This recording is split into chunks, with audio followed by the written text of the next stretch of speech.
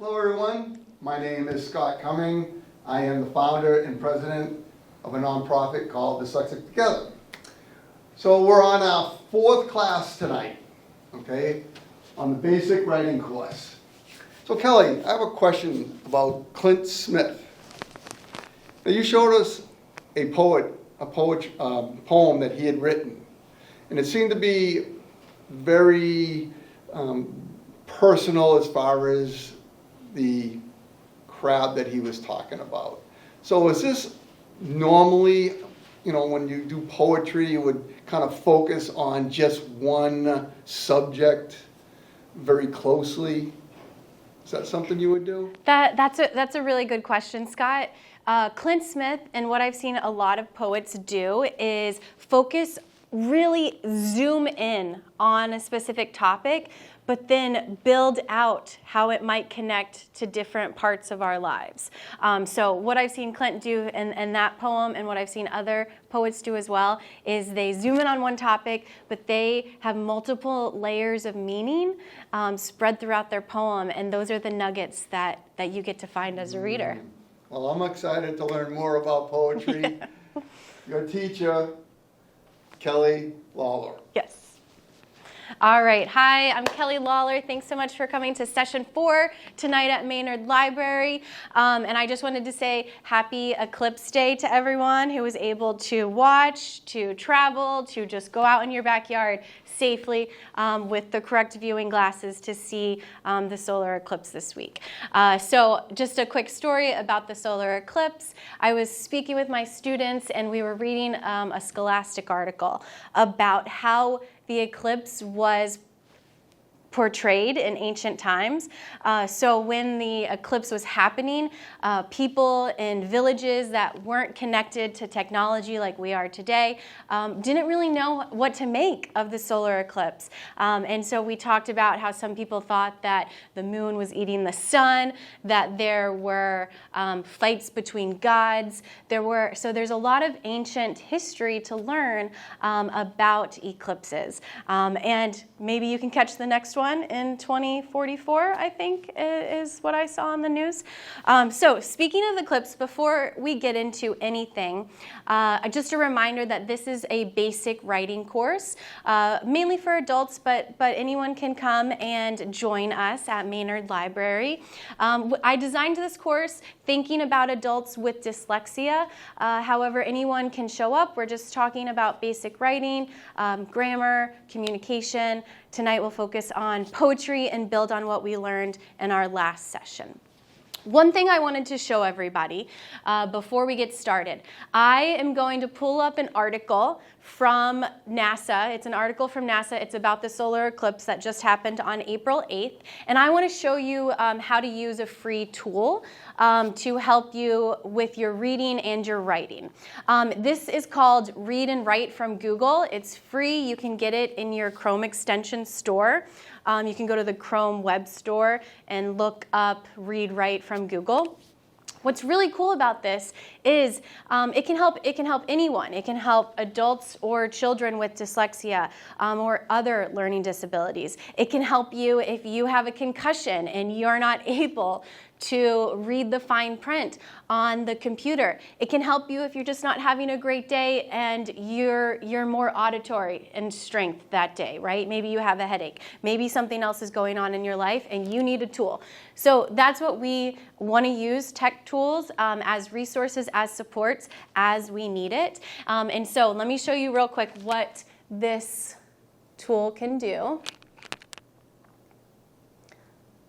Once I find my mouse, without clicking on anything. Oh, there I did. I clicked on something. Okay, so this is an article from NASA about this year's solar eclipse. And it can read or it can write for you, hence the title Read Write from Google. So I can highlight, I can just click on this article, and I've already opened up this extension, and it creates this bar right here.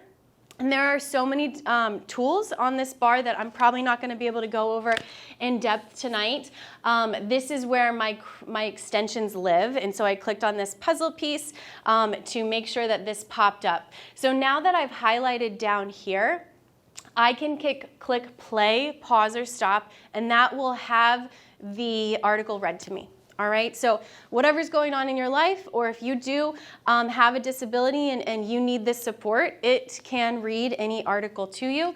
So let's just see if this will work for us tonight. On April 8, 2024, a total solar eclipse moved across North America, passing over Mexico, the United States, and Canada.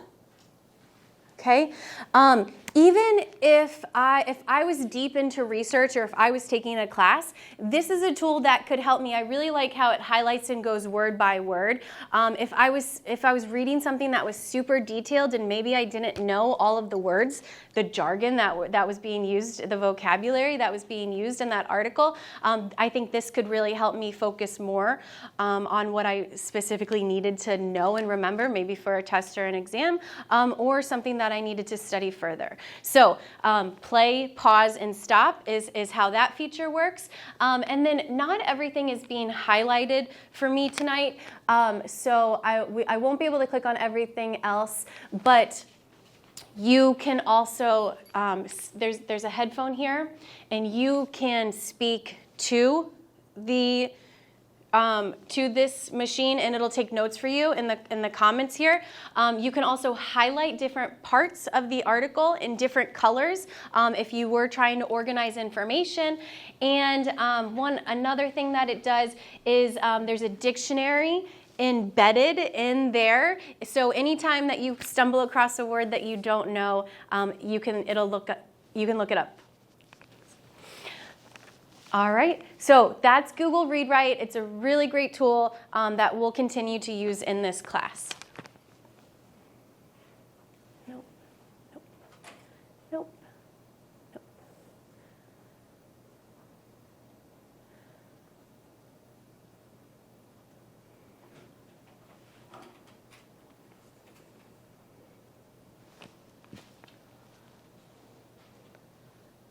All right, and just like we do every session, we are highlighting someone that has dyslexia, and tonight we're talking about Robin Williams. Robin Williams, known as one of modern history's most iconic comedians, has made his early struggles with severe dyslexia known throughout his career. In true form, Williams made light of his difficulties with reading, telling Johnny Carson once, "I suffer from severe dyslexia. I was the only child on my block on Halloween to go trick or trout. Here comes that young Williams boy. Better get some fish." So, if you didn't know, Robin Williams is a very successful actor, and he had dyslexia his entire life, and he was able to harness all of his strengths and really use tools in his life to continue to be successful. So that's what we're talking about. How can we use tools to be good readers, writers, communicators, no matter what's kind of going on for us. All right, so we are going to take a quick 5 minutes to do our first journal prompt, and this is a journal entry that we'll write based on this funny picture prompt. We started with Robin Williams, so this is Cat in a Chair, and you get to write a story, real or made up. I don't know about you guys and what your cats do at your homes, but this is not what my cat does at my home. So you get to tell us a story, real or made up, that is inspired by this image. All right, so as creative as possible, but no pressure, low stakes. Let's do 5 minutes in our journals.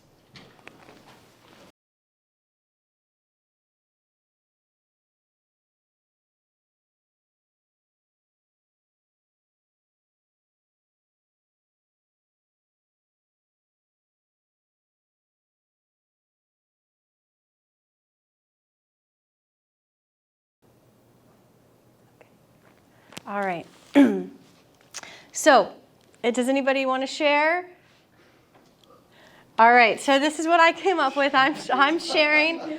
I am taking. I'm going to be a little bit vulnerable and share my writing for tonight. It's low stakes. One day, my cat came home from work. working at the kitten litter factory and plopped right down in his favorite chair. He wore his black-rimmed glasses down to the tip of his nose.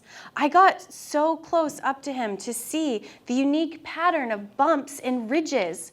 Did you know that a cat's nose is like a human fingerprint? That's all I got. All right, does anybody else want to share? Sure, a little bit here. Mine's going to be a lot shorter, but I notice when a cat sits in a chair, it seems to be thinking of what trouble it can get into. It might be clawing at a chair or walking around my work as I write. Nothing seems to bother him or her, just seems to wander around with no worries at all. So true. All right. If we have time, there is a cat poem that I did not queue up on video, but you can search it up. If we don't have time, I'm just going to tell you. It's worth a watch. And it talks about people who have lots of cats at their houses and lots of eyes watching them as they go about their day, which kind of makes it sound like a stalker situation. So Cat Poem is a spoken word poem that you can look up on YouTube, and it's a good one. So, side note. All right, so we're going to move on from our creative writing to talking more about poetry. So last week we talked about what makes a poem a poem. We talked about how poems are lyrical or have a musical piece to them. There's a flow or a rhythm. We also talked about how poems are pretty short and metaphorical. They usually give you some kind of imagery as the reader, a metaphor or some kind of image to put in your mind. But we talked about how poems can really be anything, and anyone can create them. So sometimes poetry can be intimidating. Sometimes you think that the only poets out there are Shakespeare. But Jason Reynolds here is an author, and he gives us a lot of metaphors and images about how poetry can help kids. As we've just been hearing, a good movie can really grab your attention. This weekend, throngs of kids and adults will see the new Star Wars take. While Hollywood has figured out how to get boys to watch movies, the formula is trickier for getting boys to read, especially among those who've already expressed frustration and boredom with books. Tonight, author Jason Reynolds, whose newest young adult novel is called Long Way Down, shares his opinion on how poetry can dazzle reluctant readers. If you were to tell me that you were afraid of dogs, I wouldn't then return to you with a pack of pit bulls. I wouldn't invite you out to a quiet evening over dinner in Cujo. However, what I might do is casually walk with you by one of those doggy daycares, the ones with the pups small enough to fit in the palm of your hand, yippy little fur balls that get so excited their tails wag the entire back halves of their bodies, the dogs that grin and want nothing more than to lap your skin with fervent affection. That's how I would help break down the distrust of dogs. Just makes sense. So then why, when it comes to young people who don't like reading, who feel intimidated by literature, do we answer that cry with an onslaught of the very thing they fear? Why do we show up with a pack of pit bulls in the form of pages and expect them to stop running away? Perhaps they haven't found the right style of book, because sometimes it isn't about subject matter or voice or point of view. Sometimes it's about the most obvious thing, the words on the page. For some kids, those words, the amount of words, is equivalent to a starving dog. So why not start with the less threatening palm-sized pup in the window? In this case, poetry. Poetry has the ability to create entire moments with just a few choice words. The spacing and line breaks create rhythm, a helpful musicality, a natural flow. The separate stanzas aid in perpetuating a kind of incremental reading, one small chunk at a time. And the white space, for an intimidated reader, adds breathability to a seemingly suffocating task. I wrote this to explore the in-depth, though momentary, inner monologue of a young person dealing with a complex emotion, one we all can relate to, in just 50 words. I felt like crying, which felt like another person trapped behind my face, Tiny fists punching the backs of my eyes, feet kicking my throat at the spot where the swallow starts. Stay put, I whispered to him. Stay strong, I whispered to me, because crying is against the rules. With the incredible selection of poetry and novels and verse from past to present, this is an opportune time to use them to chip away at bibliophobia. Less words on the page, more white space, without necessarily sacrificing the narrative elements. And once young people experience turning those pages, once the rush of comprehension and completion laps at their psyches for the first time, perhaps they will know they need not fear a thing created to love them and for them to love. Powerful. So, you heard it. So this is Jason Reynolds. He's a popular author and is the writer of many books. He's really popular with adolescent or young adult novels, and he has tried, and he's done a really great job to make reading more palpable for younger people, more palpable for people of any age. We've talked a lot about how reading can be intimidating, how writing can be intimidating, but he just wrote that 50-word monologue, just like a long poem, right? And he used all of those vivid details and sensory language, and also those action verbs, those action words, to really get his point across. He also created that metaphor.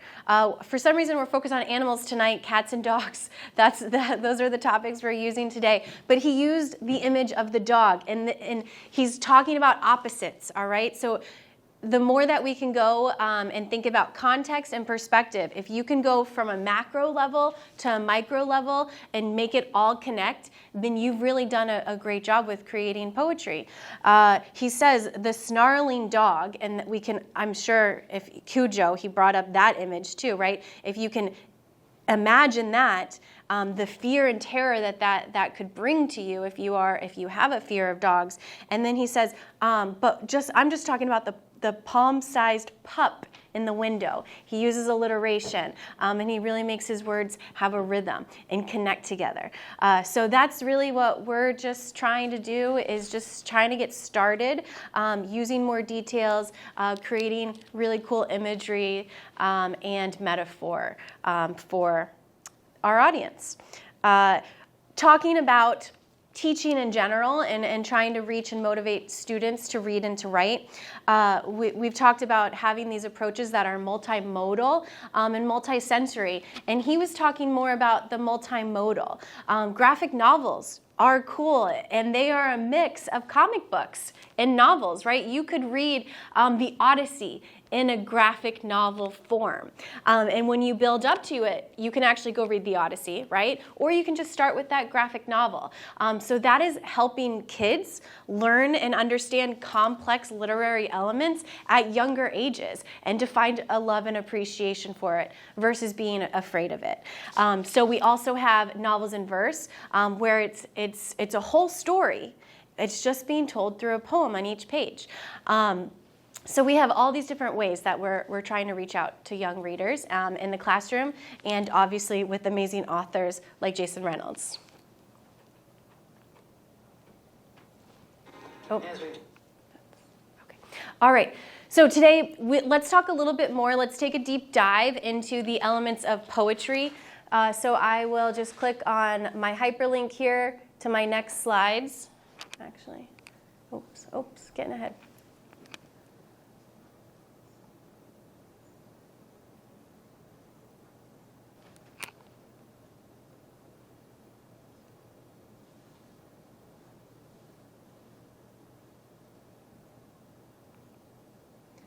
All right, elements of poetry.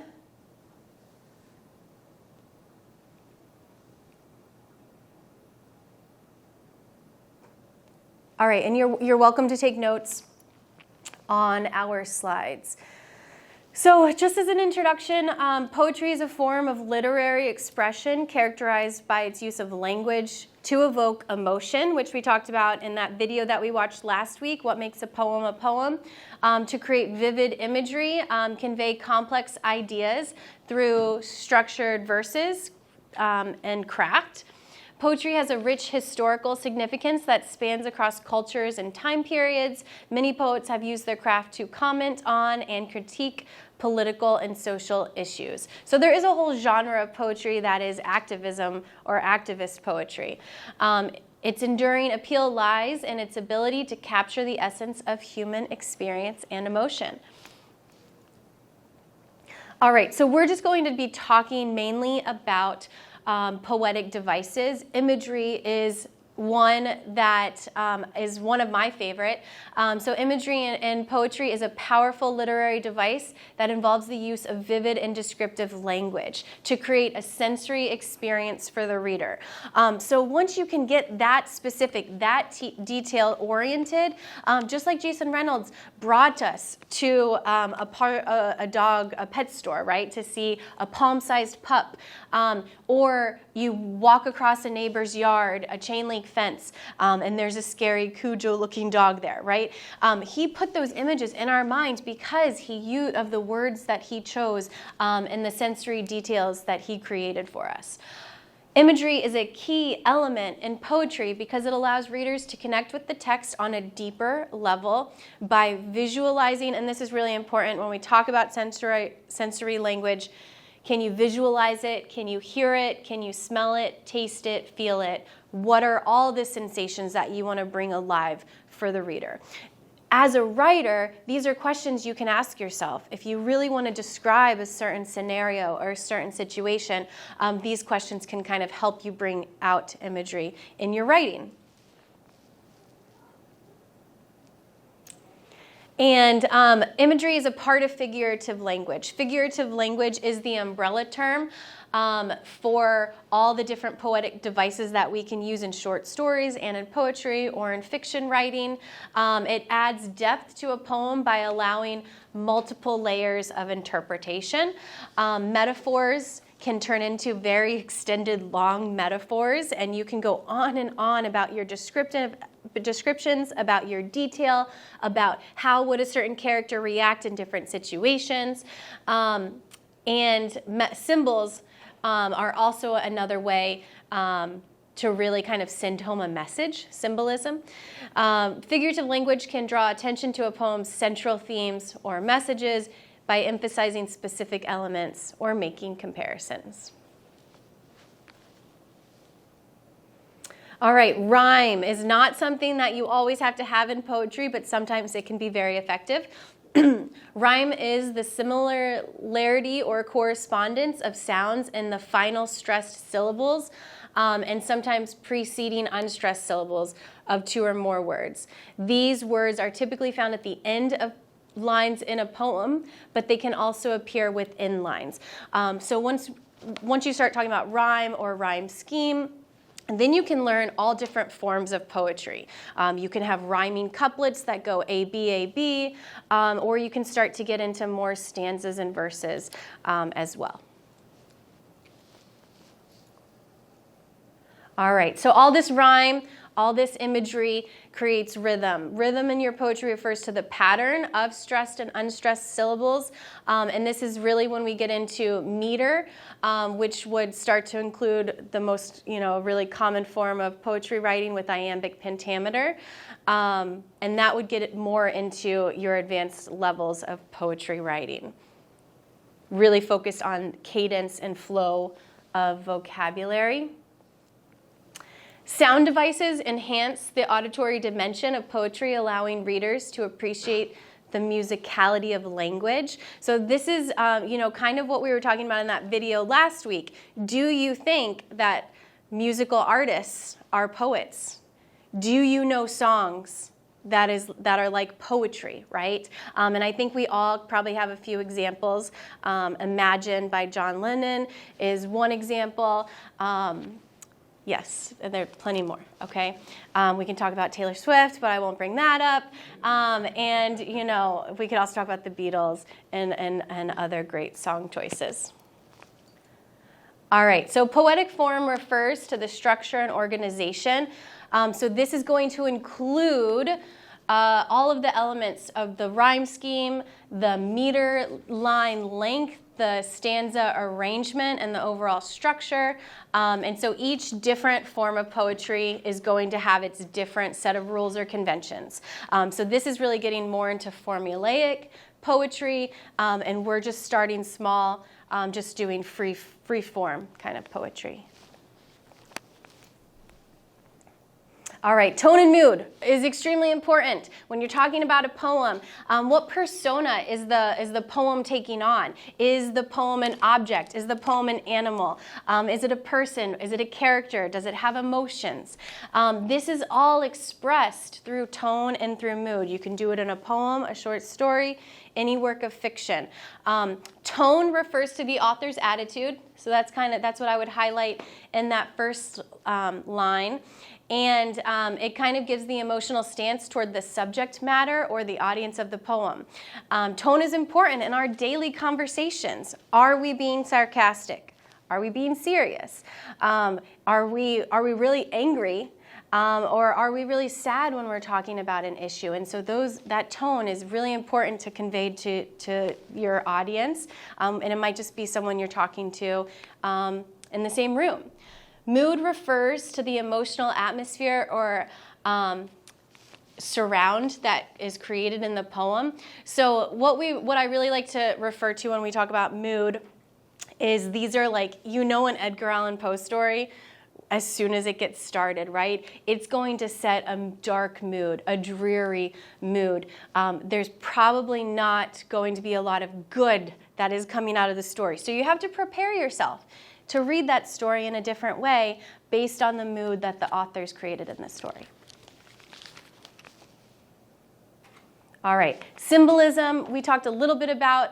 Very important literary device where an object is like, it can be a person, a place, a thing, an action, but it is a word that represents something deeper, more abstract. It has a greater meaning.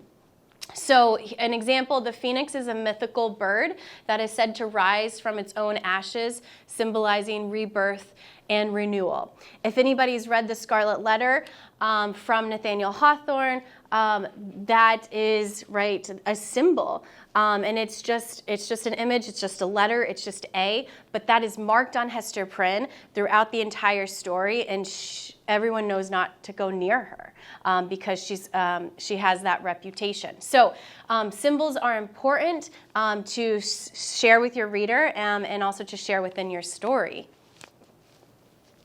And then finally, theme. The element of theme in poetry is a fundamental aspect that contributes to the poem's meaning and overall message.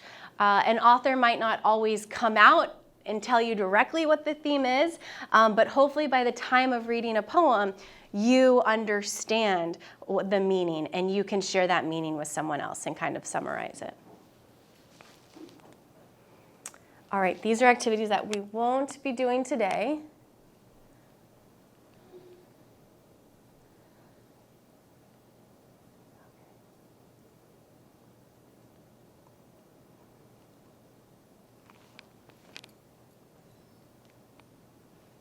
All right, again, sorry, just finding the mouse here.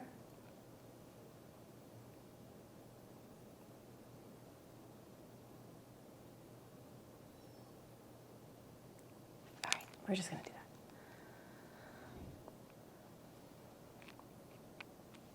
Journal entry. All right, so we're going to take 5 minutes. And this is just something that I want you to think about that I think all of us could probably think about. When someone is complaining, maybe it's in your family, you have someone that commonly likes to make a complaint to you or to a family member. Maybe you have an animal, right, that likes to nudge you. We were talking about cats earlier, that likes to come up and complain that they need food. You can tell by their meow what they want. Or maybe it's someone at work, or school, or at a volunteer center. How do you feel when other people make complaints to you? And I'm talking about complaints, not things that always need to be addressed on a building-wide system level, but maybe it's a little bit more personal and you don't have the patience maybe to hear it. So if you know of anyone who's made a complaint or who likes to complain a lot, what do you think of those people? How do you feel when people complain is our question. All right, so take 5 minutes and you can kind of go on a little rant here about complainers, okay?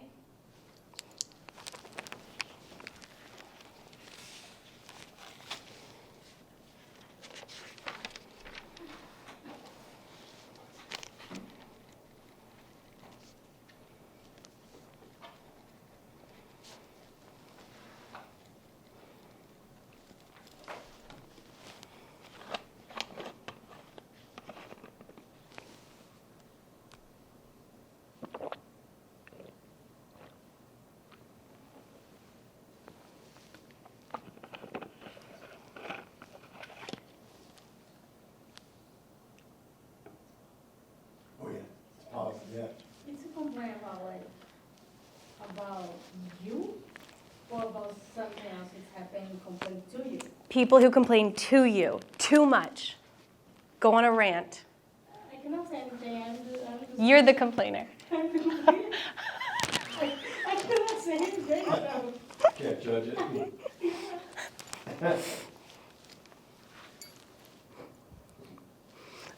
All right, well then go on one of your rants that you would complain about. When? Me? Yeah, yeah, When you write this? yeah. Then I'm complaining? Yep, just complain.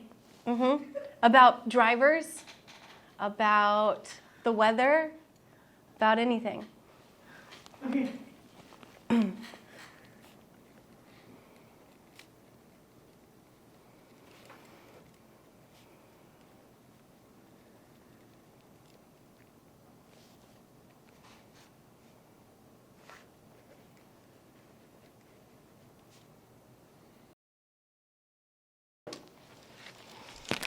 All right, I hope everyone had a good rant there about complainers.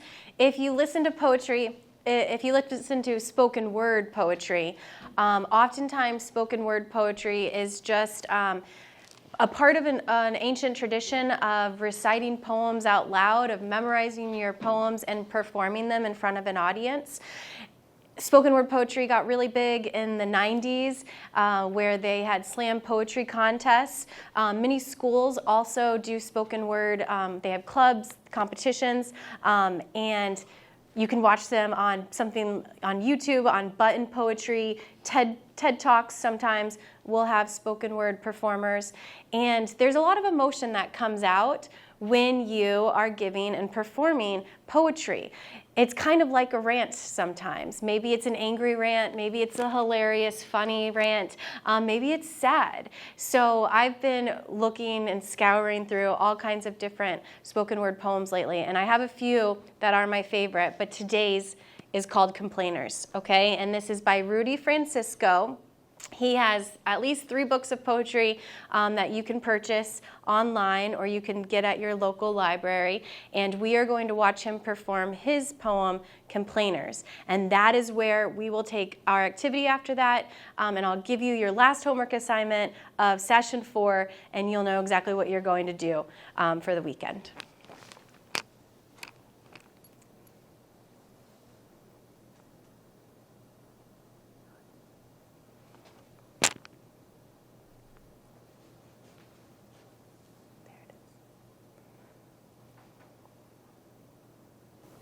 All right, this is Rudy Francisco performing at The Tonight Show with Jimmy Fallon.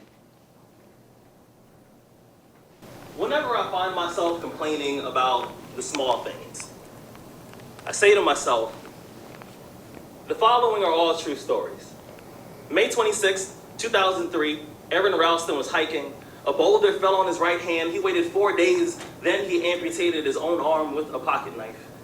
On New Year's Eve, a woman was bungee jumping in Zimbabwe. The cord broke. She then fell into a river and had to swim back to land in crocodile-infested waters with a broken collarbone. Claire Champlin was smashed in the face by a 5-pound watermelon being propelled by a slingshot. Matthew Brobus was hit by a javelin. David Striegel was punched in the mouth by a kangaroo. The most amazing part of these stories is when asked about the experience, I heard they all said, I guess things could have been worse. So go ahead. Tell me that you're having a bad day.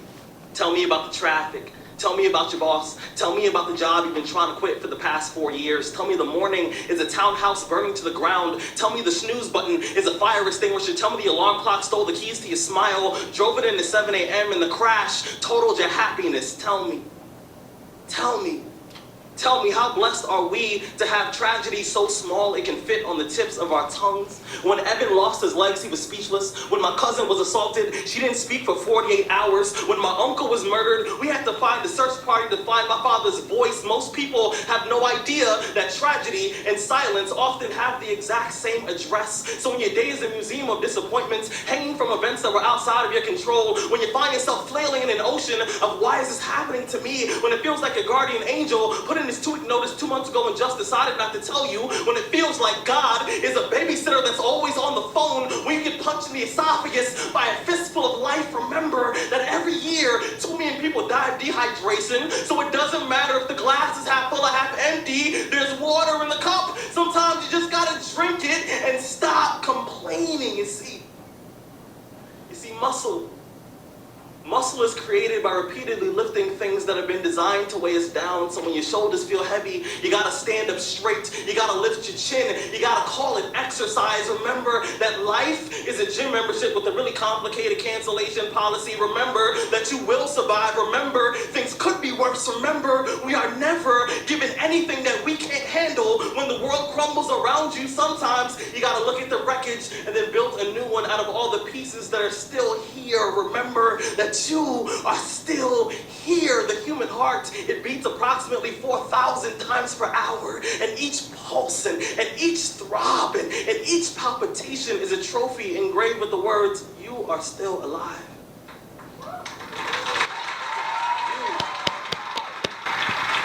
You are still alive. We are still alive. Let's act like it.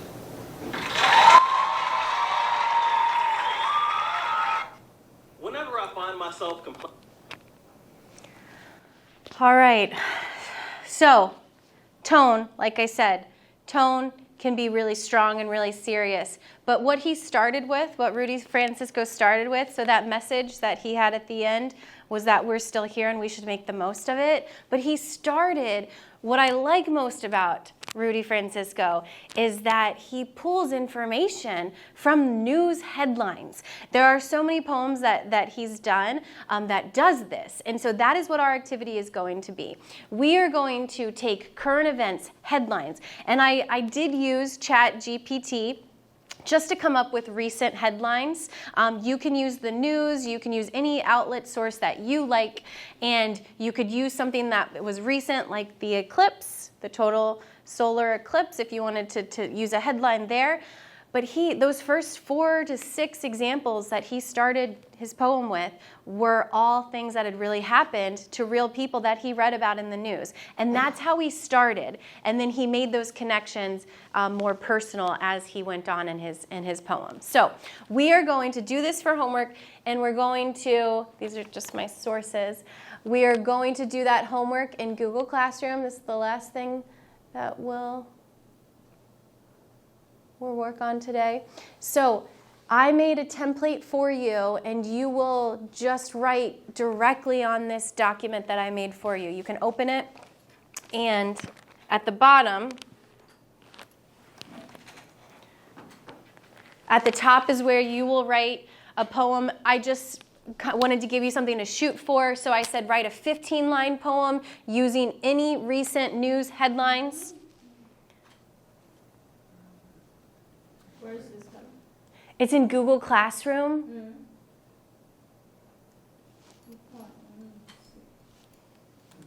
Maybe this one. Yeah. Oh, okay. Oh, okay. I'm doing that. All right, here we go. And at the bottom, this is where I grabbed, I did use technology, ChatGPT, to compile information for me. So sometimes it is helpful to use technology to do certain tasks. And these were some New Jersey, there's so much that has happened in the past week or two. Wow. New Jersey got hit by a rare earthquake, shocked residents. My family was down there and totally felt that earthquake and had no idea what was happening. I tell my children that we don't really experience earthquakes in the Northeast. I think I need to talk to them a little bit more about that. And so there's all kinds of news headlines here that you can use, or like I said, you can find your own. But that is your homework. That is your challenge for this homework assignment, is to write your own poem using current events news headlines. All right, I hope you enjoyed our poetry discussions, sharing poetry with one another, and we will be back next week for session 5. Thank you.